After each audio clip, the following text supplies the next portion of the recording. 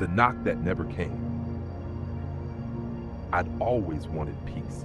The kind you only find in those quiet little cul-de-sacs where kids ride their bicycles till dusk and neighbors still wave like they mean it. After years of living in the city, sirens, shouting, and insomnia, I thought I'd earned silence. When I finally moved into that quiet street, I thought I'd found it. Perfect stillness, perfect calm. But peace can be deceptive. It can whisper instead of roar. It can hide things in the silence that you're not meant to hear. Across the street stood a house that never seemed to wake. The grass was long enough to swallow the mailbox, the porch light was dead, and the curtains hung halfway like a wound that never healed. And yet, almost every night I see something behind those curtains, a silhouette, still, watching. At first, I laughed it off, told myself stories to make it make sense. Maybe he was just old. Maybe he was lonely. Maybe, like me, he was chasing quiet. But even loneliness has rhythm, and this was different. This was static. It felt like whatever was in that house wasn't living through time. It was waiting. Every night around 11, when I'd step out to breathe the cool air, I'd glance up and see that shape in the same place, never moving, never blinking. Sometimes I thought I could feel its gaze press against me, heavy like a hand on my chest. One night, though, something changed. The light in the window was gone. The curtain was pulled aside. And for the first time, there was nothing there, just darkness. The kind of darkness that feels like it's watching you back. That was the night I locked every door. I told myself it was nothing, that I was imagining things. But as the wind picked up, I heard it. 3 slow, deliberate knocks. Not from my door, not even from the street. They came from the house across the road. Every night, he was there. Same time, same place, like clockwork. I'd stand by my window pretending not to look, pretending not to care, but I always did. That faint orange glow from his room would flicker against the glass, outlining his silhouette perfectly, head tilted, unmoving. At first, I tried to ignore it, told myself I was imagining things. But the human brain has a nasty habit. It fills silence with patterns, and patterns with meaning. Soon I began to expect him, to anticipate the moment his shape would appear. And when it didn't one night, I found myself staring at the empty window, feeling something I couldn't explain, disappointment or dread. Then the oddities began stacking up. Packages began to pile on his porch. Weeks passed. The mail overflowed from the box, untouched. The grass, uncut, now reached his steps. Yet every night, that same figure appeared in the window, always standing, always watching. I told myself someone had to be home. Someone had to move those curtains. So I watched more carefully. Every night, I wrote down the time, midnight, every single night. Even the shadows seemed to obey that schedule. Sleep became a joke. I'd lie awake listening to the faint hum of my refrigerator, imagining footsteps outside my house. Once I thought I heard whispering, faint, almost like a conversation just beyond the wall. When I looked out the window, his light was already on. It felt like a game, one that I hadn't agreed to play. My days blurred into nights, and my nights bled into paranoia. Coffee cups piled up. My reflection in the window started looking more like a stranger than me. Then came the storm. Rain crashed down like nails on the roof, thunder crawling through the sky. And through the lightning flashes, I saw it again, the figure. But this time, closer. He wasn't behind the curtain anymore. He was at the glass, his face pressed against it like he was trying to see better. That was it. I told myself enough was enough. I grabbed my coat, stepped into the rain, and crossed the street. My sneakers splashed through puddles as I climbed his porch. Every instinct screamed to turn back, but I didn't. My hand rose to knock, 3 times, slow, firm. And before my knuckles met the wood, the door creaked open. Before my knuckles touched the wood, the door creaked open on its own, slow, steady, like something inside had been waiting for me. The smell hit me first, thick, sour, like damp earth mixed with something older, sweeter, and wrong. I stepped inside before I could convince myself not to. The air was heavy, stale, humming faintly with that stillness you only find in places where time has stopped paying attention. The hallway stretched into darkness. My shoes stuck slightly to the floor as I moved. Then I saw them on the walls. Photos, hundreds of them, pinned, taped, scattered like some insane mosaic, and every single one was of me. Me taking out the trash, me standing by my window, me sitting at my desk, eating dinner, sleeping. Shots taken from outside my home, through the glass, through the blinds. Some looked recent, others weeks old. My stomach twisted as I scanned the room. A candle flickered in the far corner. Behind it, a man sat slumped in a chair, motionless. I whispered, "Sir?" No response. I stepped closer. Candlelight crawled across his face. His eyes were open, wide and unblinking. The skin was waxy, his lips the color of dust. A dark stain spread beneath the chair. He wasn't watching me. He wasn't anything anymore. He was dead. And from the look of him, had been for a long time. That realization hit like a blade to the spine. If he was dead, then who had I been seeing at the window? The floor creaked behind me. My breath hitched. I turned slowly. The door was half closed now. And in the reflection of the hallway mirror, I saw movement. A figure standing at my own front porch across the street. My front porch, where I had left the light on. The figure tilted its head, slowly, deliberately. Something in the house shifted. Soft, deliberate footsteps circling the chair. The candle flickered. The air went colder than it had any right to be. I stumbled backward, bumping into the wall, sending photos fluttering down around me. Outside, thunder rolled, lightning flashed, and for half a second, the dead man's face seemed to smile. That's when I ran. Through the rain, through the darkness, across the street, because whatever had been watching me all this time wasn't finished yet. The police arrived just before dawn. Red and blue lights washed over the street, painting the wet asphalt in trembling color. I sat on my porch wrapped in a blanket, my hands shaking so badly I could barely hold the cup of coffee one of the officers gave me. They went in with flashlights and cameras, the metallic snap of the shutter echoing through that house like breaking glass. Every sound made me flinch. I tried to explain what I saw, the photos, the candles, the smell, but the more I talked, the less real it sounded, even to me. One officer told me he'd been dead for weeks. Heart attack, most likely. Poor guy, he said. Nobody noticed. Nobody noticed. The neighbors gathered in clusters, whispering. Most of them claimed they didn't even know his name. He lived alone, no family, no visitors, just another quiet man in a quiet street. The perfect ghost. They called it natural causes. They always do when the truth feels unnatural. When they zipped up the black bag and carried him out, I felt something cold settle in my stomach. It wasn't grief. It was the feeling that I was still being watched. That night, I couldn't bring myself to close the curtains. Every shadow looked like it was breathing. I left every light on, the whole house blazing like a beacon, daring the dark to come closer. My reflection stared back at me from the window, pale and sleepless. I told myself it was over, that whatever haunted that house had died with him. But the street was too still, the silence too exact. Then 3 knocks, soft, slow, deliberate, not on his door, on mine. The sound crawled through the house, hollow and patient. My breath stopped halfway in my chest. I told myself it was the wind or a branch, anything but what it sounded like. But then it came again. 3 slow knocks, this time louder. I walked toward door, every step heavy, like I was wading through water. My hand hovered over the knob, and then silence. Total, complete. I waited, nothing. Until I noticed something I hadn't before, faint candlelight flickering on my porch. I opened the door. The wind rushed past me, carrying the rain and the smell of burnt wax. No one stood there. The street was empty, utterly still except for the soft hiss of the storm rolling away. But on my porch, something waited. A circle of candles, small and trembling, flickered at my feet. Their light danced across a new collection of photographs scattered neatly in the center, protected from the rain as if something or someone had placed them carefully, deliberately. I bent down, my pulse thundering in my ears. These weren't the photos the police took away. These were fresh, glossy, still damp from development, and they weren't of me. They were of you. Each photo showed someone standing at a screen, watching this story, your face lit by the glow of your device, your eyes locked on me. One even captured this exact moment, frozen mid-frame, as if whoever or whatever was behind this had stepped outside time itself to reach through it. I dropped the photos. My hands were shaking.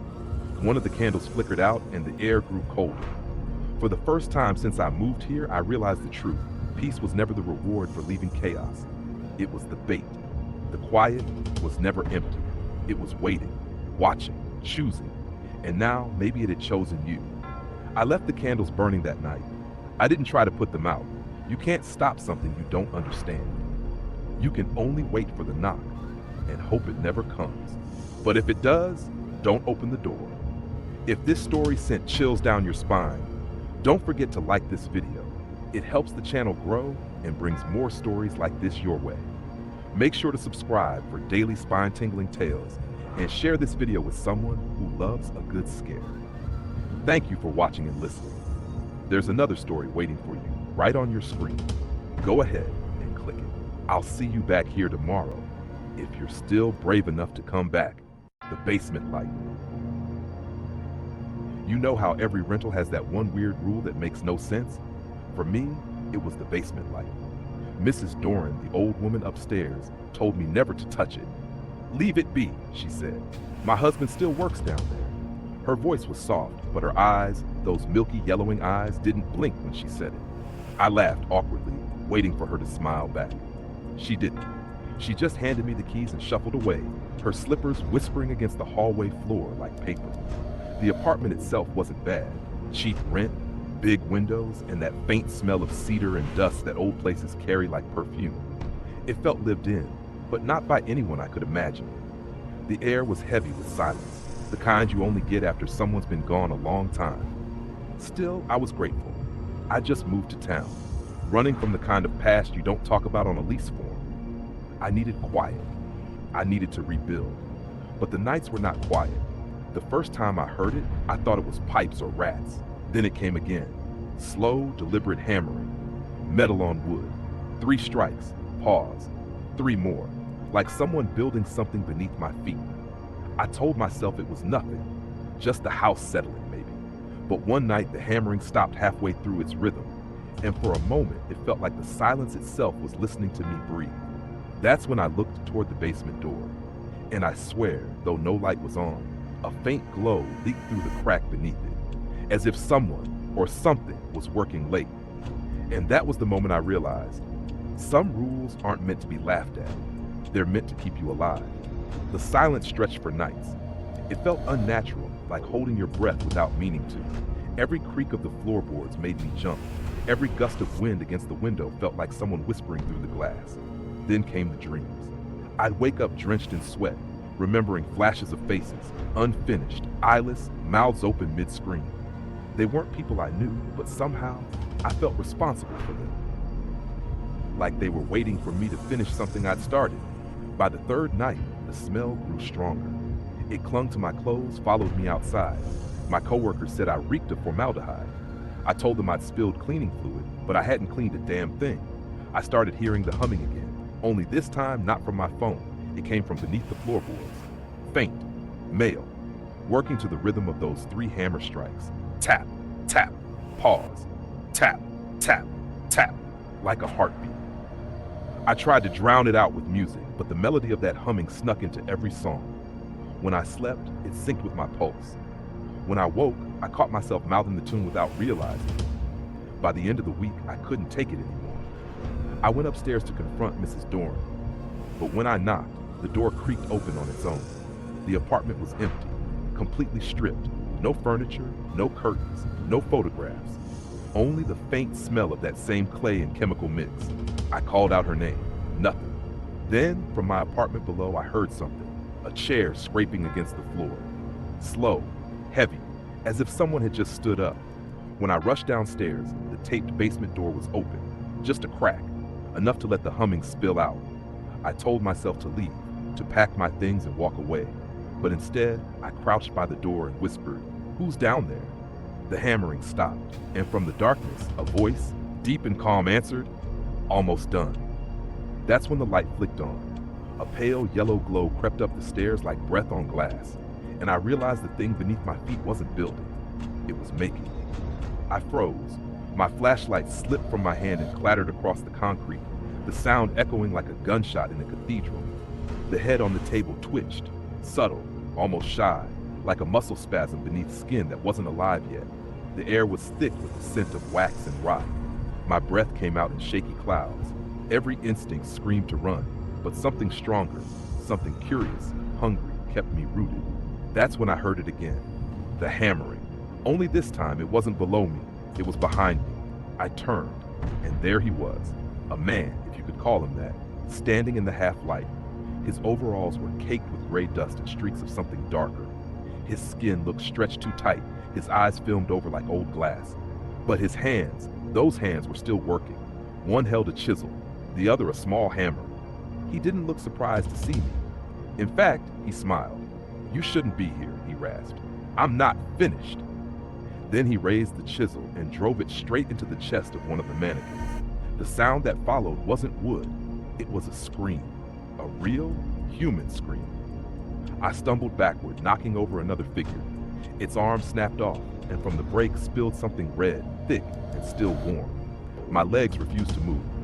He turned back to the table and began sculpting again, methodically, obsessively, shaping that wet clay face, my face. "I've been trying to get it right," he murmured. "She said you'd come back, said I could finish you this time." The light above us pulsed faster now, throbbing in rhythm with my heartbeat. The mannequins seemed to shift, their eyes glinting like wet marbles. I could hear whispers, my own voice, multiplied, begging from every direction. He stepped closer, reaching out with hands that glistened like they'd been dipped in glue and blood. "Hold still," he whispered. "You'll ruin the likeness." That broke me. I turned and bolted up the stairs, but the door slammed shut before I reached it. The bulb flared white-hot behind me, filling the basement with light so bright it swallowed everything. And in that blinding moment, I realized the hammering had never been about building. It was about recreating. And tonight, I was the final piece. They asked me to come down and take a look to prove I wasn't making it up, but I couldn't cross the threshold. The air pouring up from that basement was wrong. It felt like standing in front of an open grave, freshly dug, the earth still warm. One of the officers went down.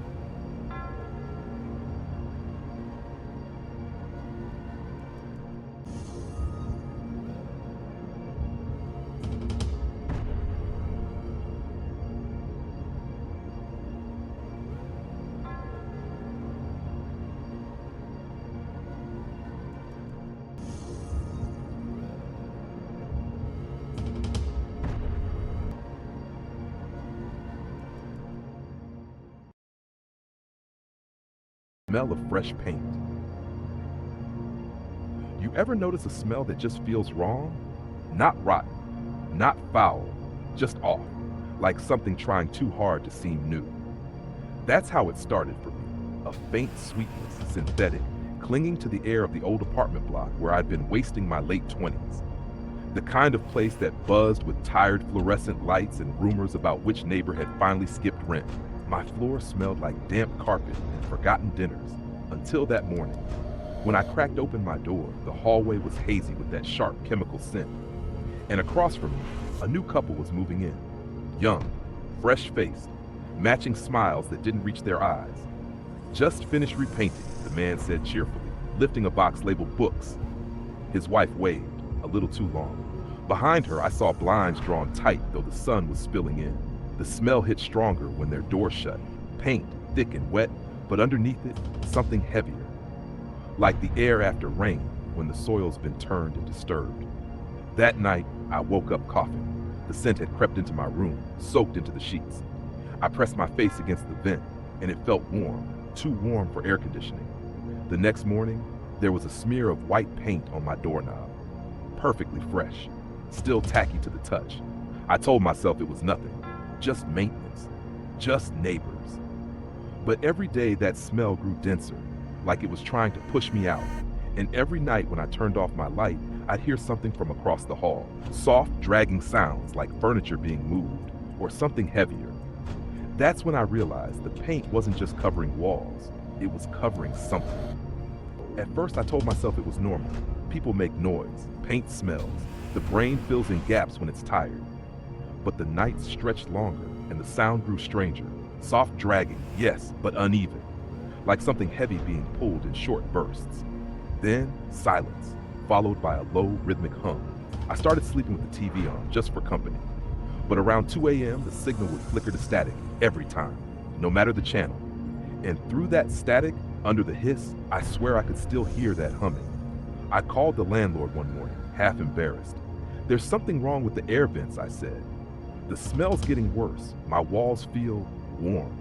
He went quiet for a long time. Then he asked, almost cautiously, "Which apartment?" "2B, I said. The line stayed silent. Finally, he exhaled and said, "2B's been empty for months. The last tenant never checked out." And then he hung up. That's when I started watching. At night, through the crack beneath their blinds, I saw light. White, liquid, unnatural. It didn't flicker like a bulb. It moved like water reflecting something from below. The smell, too, kept mutating. Chemical one night, coppery the next. I tried knocking. Once, no answer. But when I pressed my hand to the door, the wood felt soft, like it was still drying. I pulled my fingers back and saw faint streaks of white paint clinging to my skin. Fresh. The next morning, the hallway reeked of thinner. A trail of paint drops led from their door toward the basement stairs, vanishing into the dark. I should have called the police. But curiosity, it's a disease. And that night, I crouched beside the vent and listened. There it was again, the breathing, deep and steady, but this time closer. I whispered, "Hello?" The breathing stopped. Then came 3 slow taps from the other side of the wall. Deliberate, waiting. I didn't sleep that night. The next morning, my door had been repainted. Perfect white. And scrawled faintly into the paint, almost invisible unless you caught the light just right, were the words, "Welcome back." The air was thick, sweet, chemical, choking. It clawed down my throat with every breath. My walls, my sheets, even my skin carried that smell now. It wasn't paint anymore. It was something alive. That night, I couldn't take it. The noise started again, soft dragging, then the hum, but lower this time, almost human. I grabbed my phone, its flashlight trembling in my hand, and stepped into the hall. The corridor light flickered like it was trying to warn me. Their door was cracked open, just slightly, just enough to see the gleam of something wet crawling out from underneath. I should have turned back. God knows I should have. But something in me, curiosity, madness, I don't know, pushed me forward. "Hello?" My voice came out muffled behind the scarf wrapped around my face. No reply. Just that smell, thick as syrup. I nudged the door. It swung open with a quiet sigh. Everything inside was white. Not clean white, wrong white. Like the color was trying too hard to erase something beneath it. The couches, the tables, even the curtains dripped faintly, as if freshly painted. And the floorboards, they moved, A slow ripple traveled beneath the surface, like something shifting just under the paint. Breathing, I stepped closer, and the wood sank a little under my shoe. The flashlight caught streaks, darker veins, twisting under the white like tendons under skin. In the center of the room stood a single bucket, perfectly still. I knelt beside it. The surface of the paint quivered, glossy and wet. I leaned in, and that's when I saw it. A human hand, half submerged, pale as plaster, fingers curled upward like it had tried to claw its way out before drowning in the white. The paint around it began to tremble, then bubble. The floorboards heaved once, a deep shudder, and a wet sound came from below. The sound of something massive dragging itself up through the layers of wood. I stumbled backward, slamming into the wall as the bucket tipped, spilling thick paint across the floor. And beneath the spreading white, a faint reflection stared up at me. My own face, smiling. I didn't think. I just ran. My shoes slapped against the concrete, smearing streaks of that thick red across the hallway tiles. The smell followed, heavier now, metallic and sweet, curling in my throat like smoke. Behind me came the sound. That slow, deliberate scrape, wood splintering, paint peeling, something forcing its way up from beneath the floorboards. I didn't dare look back. The apartment door creaked open wider as I hit the stairwell, and I swear I heard it, breathing, wet, labored, human. By the time I reached the front entrance, my lungs were burning. I burst outside into the cold air, gulping it down like water. The street was silent, no neighbors peeking out, no lights flicking on, just me and that smell still clinging to my clothes. I turned back. Through the building's top window, a dim light flickered, white, not warm. It pulsed once, then again, like a heartbeat. I called the police, told them what I saw, what I thought I saw. They came, eventually. 2 officers, their faces tired and unconvinced. One went up, the other stayed with me, watching as I shivered under the streetlight. When the officer returned, he was pale. He said the apartment was empty. No furniture, no smell, no couple, not even a drop of paint, just white walls, perfectly dry. They told me to go home, to get some rest. Maybe I'd imagined it. Stress, fumes, insomnia. But that night, as I lay in bed, I noticed something new. The air vent above my head had been freshly painted, white, smooth. And when I leaned closer, I heard it again, that faint, dragging breath. It was softer now, patient, like it was waiting. I shut off the light and pressed my back against the wall, heart hammering. From across the hall, the sound came again, slow, deliberate, closer. The smell of paint seeped through the vent, sweet and wrong, filling the room. That's when I understood it was never paint. It was someone, and they were still here. They came back the next morning. 2 officers, same tired faces, same polite disbelief. One carried a clipboard, the other a flashlight. They walked me upstairs step by step like I might faint at any moment. I didn't. I just wanted them to see. But when the door to that apartment opened, it was spotless. Walls bright and bare, not a single drip or stain, no furniture, no smell, just emptiness, like the place had never been lived in. The officer ran a hand along the wall. Fresh paint, he said casually, almost impressed. Probably the cleaners. You sure you didn't mix up the unit number? I didn't answer. I was staring at the floor, same boards, same grain. But they looked different now. They didn't move, didn't breathe, just lay there, still. They left after 15 minutes, promising to file a report that I knew would never exist. The hallway was quiet again, too quiet. When I got back to my own apartment that night, I could smell it before I opened the door. That same heavy sweetness, paint, and something else. Inside, the air shimmered faintly like heat rising off asphalt. My heart climbed into my throat. I turned on the light. The walls looked fine, the floor fine. But then I saw it. On the wall beside my bed, there was a handprint, white, still wet. I touched it. The paint came away warm, almost pulsing beneath my fingers. I didn't scream. I didn't run. I just stood there, staring, realizing that whatever had been under those boards hadn't stayed there. Maybe it never had. Maybe the smell had been its way of moving, of spreading. Now every night I leave the window open, hoping the air will clear it out. It never does. The smell always comes back, thicker, closer. Sometimes when the house goes quiet and the streetlights hum, I lie there listening. And if you stay still long enough, you can hear it too. That slow, wet breathing beneath the floorboards, waiting for a second coat. If you enjoyed this story, don't forget to like this video. It really helps the channel grow.